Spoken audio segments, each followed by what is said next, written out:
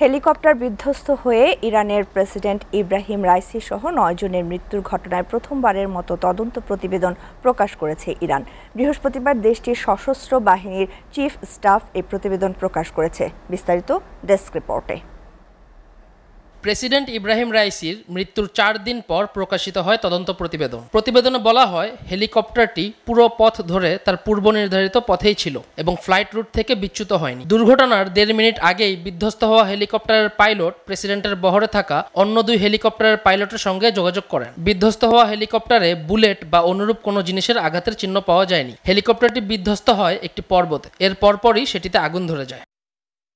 ইরানের সামরিক বাহিনী জানিয়েছে, কুয়াশা এবং নিম্ন তাপমাত্রার কারণে উদ্ধার অভিযান ব্যাহত হয়। সোমবার স্থানীয় সময় ভোর ৫টায় ড্রোনের সহায়তায় বিধ্বস্ত হেলিকপ্টারের ঘটনার সঠিক শনাক্ত করা যায়। দুর্ঘটনার সময় ওয়াচ টাওয়ার এবং ফ্লাইট ক্রুদের মধ্যে কথোপকথনে কোনো সন্দেহজনক কিছু শনাক্ত করা হয়নি বলেও তদন্ত প্রতিবেদনে জানানো হয়েছে।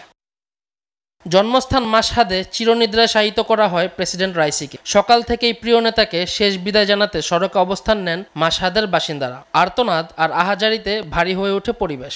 প্রায় ৩০ লাখ মানুষের ভিড় ঠেলে মরদেহবাহী গাড়ি পৌঁছায়।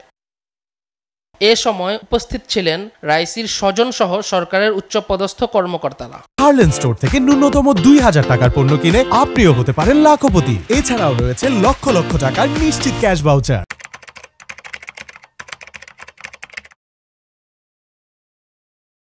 Harlan, your authentic cosmetic store.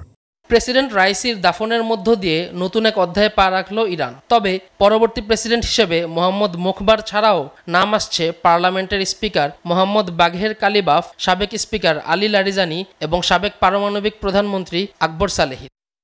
SA TV news desk.